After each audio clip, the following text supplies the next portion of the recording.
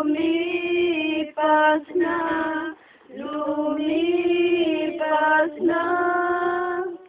Bawat tao'y simula, bawat simula'y may hangganan. Magpasya ka, saan ka pupunta? Bawat simula'y siya'y hangganan. Bawat hakbang ng tao'y may baitan. Bawat baitan, panahon ng buhay. Bawat buhay, mayroong simula. Ang buhay mo ay di sa iyo. Napag-isip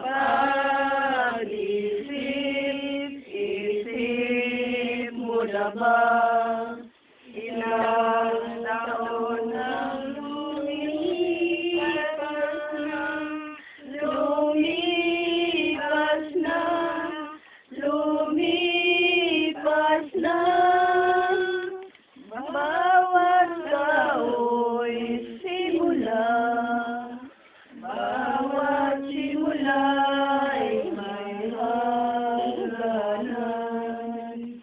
Magpasya ka, saan ka pupunta? Sa ngalan ng Ama, ng Anak at ng Espiritu Santo.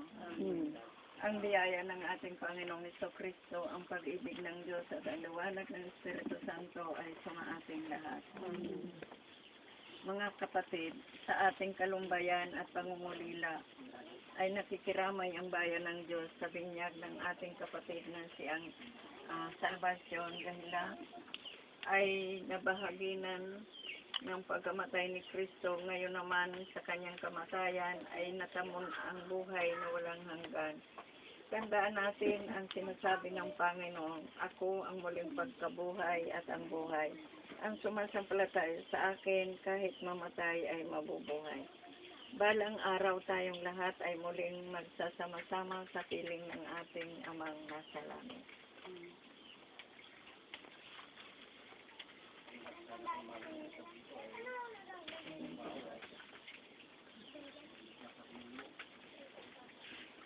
Pagbasa mula sa sulat ni San Pedro sa San Pablo sa mga taga-Roma. Yamang napawalang sala na tayo dahil sa pananalig sa ating Panginoong Jesucristo.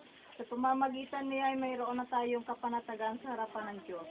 Sa pamamagitan niya ay tinatamasa natin ang kagandahang loob ng Diyos at lubos tayong nagagalak sa ating pag-asa na makakasama sa kanyang kaluwalhatian.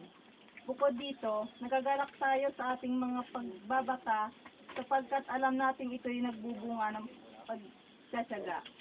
At ang pagtsatsaga ay nagbubunga ng katatagan, at ang katatagan ay nagbubunga ng pag-asa.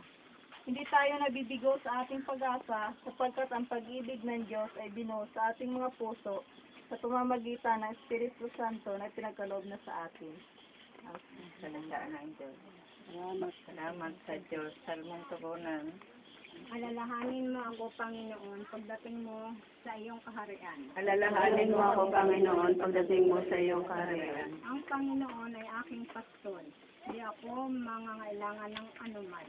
Inilalagay ako sa mga sariwang pastulan ng aking pahinahan. Alalahanin mo ako, Panginoon, pagdating mo sa iyong kaharian. Pinaginhawa ang aking kaluluwa. Pinapatnubayan ako sa matumpak na landas. Alang-alang sa kanyang pangalan. Maglakad lang ako sa madilim na ligid. Wala akong patatakutang masama sapagkat sumasa akin ka. Alalahanin mo ako, Panginoon, pagdating mo sa iyong kaharian. Ang iyong pamalo at tungkol ay siyang nagpapasigla sa akin. Pinakakain mo ako sa harap ng aking mga kalaban.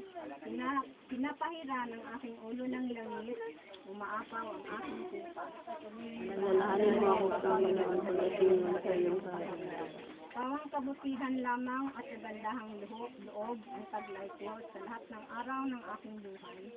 Maninirahan ako sa bahay ng Panginoon magpakailanman. Lalahanin mo ang Panginoon pagdating sa iyong kaharian. O maawayang Ama, Diyos na walang hanggan, dinggin mo ang aming panalangin para sa iyong anak na si Salvacion Gahula, na binawian ng unang buhay. Pagkalooban mo siya ng liwanag, kasiyahan at kapayapaan.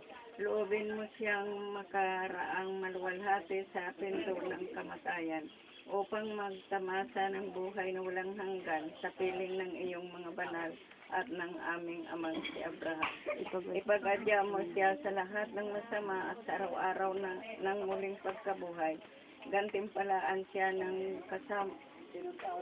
kasama ng lahat ng iyong mga banal. Patawarin mo ang kanyang mga kasalanan at pagkukulang. Bigyan siya ng buhay na walang hanggan sa iyong kaharian.